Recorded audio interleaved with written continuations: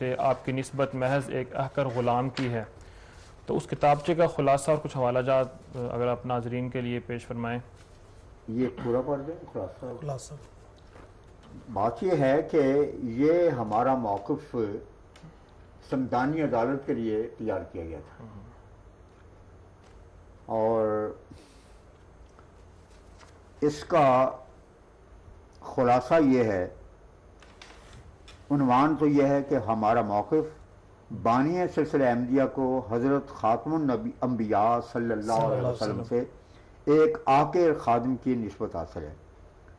حضرت بانی سلسلہ احمدیہ نے ختم نبوت کا اقرار اور حضرت خاتم النبیین محمد مصطفیٰ صلی اللہ علیہ وسلم کے خاتم النبیین ہونے پر ایمان کا نہایت شد و مت سے اعلان فرمایا ہے۔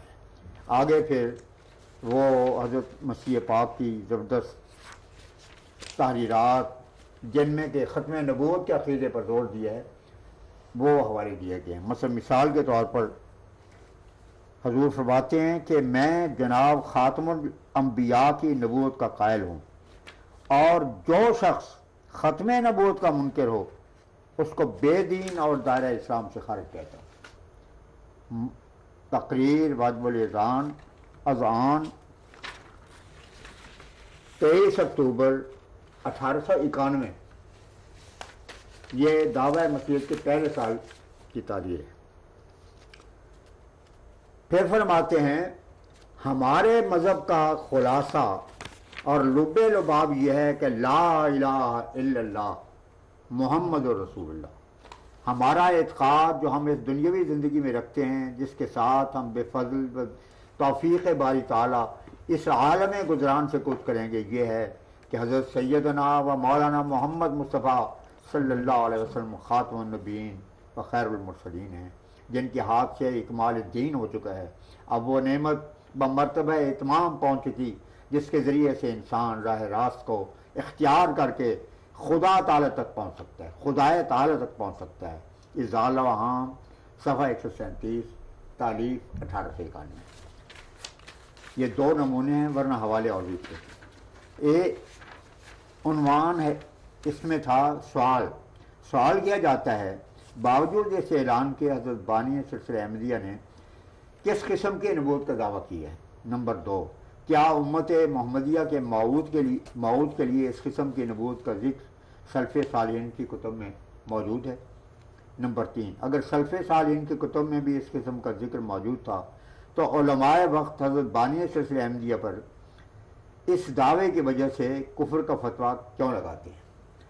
اس پہلے سوال کے جواب میں متعدد حوالوں میں سے یہ حوالہ دیا گیا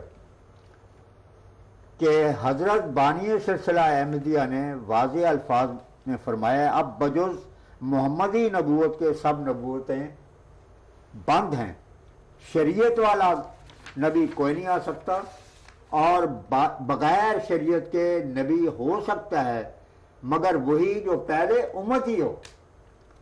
تجلیات الہیہ صفحہ 20 تالیف ہے یہ سن 1906 کی۔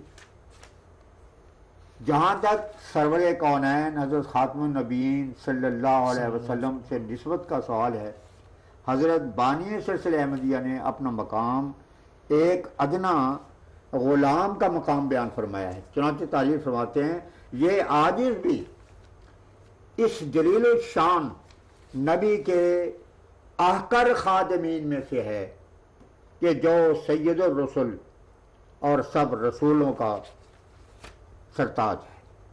پھر فرماتے ہیں کہ آن حضرت صلی اللہ علیہ وسلم کے بعد کسی پر نبی کے لفظ کے اطلاق بھی جائز نہیں جب تک اس کو امتی بھی نہ کہا جائے، جس کے یہ معنی ہے کہ ہر ایک انعام اس نے آن حضرت صلی اللہ علیہ وسلم کی پیروی سے پایا ہے، نہ کہ براہ راست۔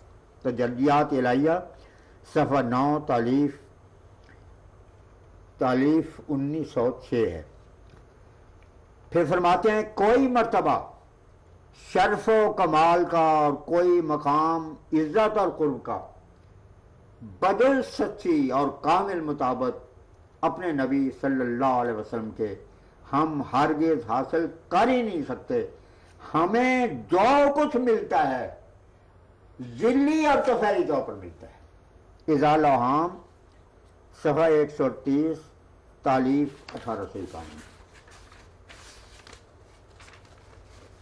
پھر فرماتے ہیں میں نے محض خدا کے فضل سے نہ اپنے ہنر سے اس نعمت سے کامل حصہ پایا ہے کہ مجھ سے پہلے نبیوں اور رسولوں اور خدا کے برگزیدوں کو دی گئی تھی، اور میرے لیے اس نعمت کا پانا ممکن نہ تھا اگر میں اپنے سید و مولا فخر الانبیاء اور خیر الورا حضرت محمد مصطفیٰ صلی اللہ علیہ وسلم کی پیروی نہ کرتا۔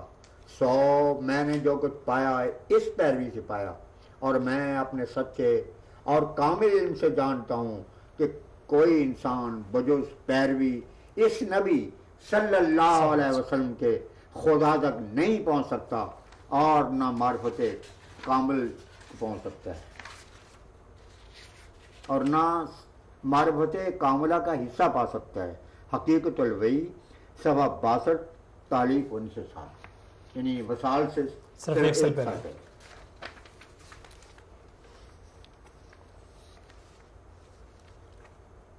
پھر فرماتے ہیں میں بار بار کہتا ہوں اور بلند آواز سے کہتا ہوں کہ قرآن اور رسول کریم صلی اللہ علیہ وسلم سے سچی محبت رکھنا اور سچی تابعداری اختیار کرنا انسان کو صاحب کرامات بنا دیتا ہے، اور اسی کامل انسان پر علوم غیبیہ کے دروازے کھولے جاتے ہیں، اور دنیا میں کسی مذہب والا روحانی برکات میں اس کا مقابلہ نہیں کر سکتا۔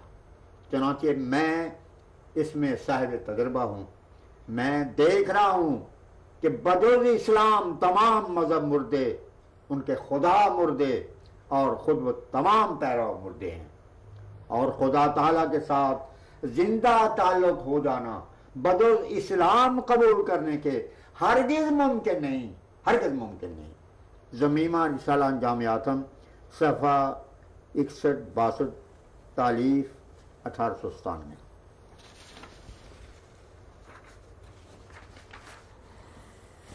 فرماتے ہیں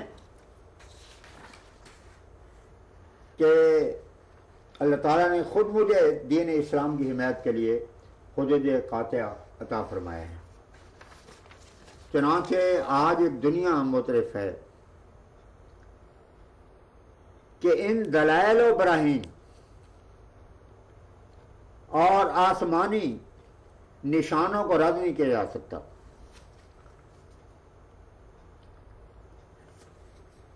کیتھولک ہیرلڈ نائجیریا 19 اگست 1955 کی اشاعت میں عیسائی مشن کے ایک سرگرم اور سرکردہ ممبر کا یہ بیان شائع کرتا ہے، آج سے 30 سال قبل یعنی 1925 کی طرف اشارہ ہے، آج سے 30 سال قبل مسلمان نہایت پسماندگی کی حالت میں زندگی گزار رہے تھے، لیکن جب سے احمدیہ جماعت نے اپنے ترقی پسندانہ پروگرام کو عملی جامہ پہنانا شروع کیا ہے، مسلمانوں میں حیرت انگیز تبدیلی واقع ہو گئی ہے۔ یہ حوالہ بھی اسی کتابچے میں درج کیا گیا۔ جی اسی سے میں جی اقتباس پیش خدمت کر رہا ہوں۔ جناب مولوی اشرف علی شاہ تھانوی کے ترجمہ قرآن کے دیباچے میں لکھا ہے، فرماتے ہیں اسی زمانے میں پادری لیفرائے، پادریوں کی یہ حوالہ اگرچہ پہلے آ چکا ہے لیکن یہاں ضروری ہے کہ اس کو سنایا جائے۔ اسی زمانہ میں پادری لیفرائے پادریوں کے ایک بہت بڑی جماعت لے کر اور حلف اٹھا کر ولایت سے چلا کر تھوڑے عرصے میں تمام ہندوستان کو عیسائی بنا لوں گا۔ ولایت کے انگریزوں سے روپے کی بہت بڑی مدد اور آئندہ کی مدد کے مسلسل وعدوں کا اقرار لے کر ہندوستان میں داخل ہو کر بڑا تلاطم برپا کیا۔ حضرت عیسیٰ کے آسمان پر بجسم خاکی زندہ موجود ہونے اور دوسرے انبیاء کے زمین میں مدفون ہونے کا حملہ عوام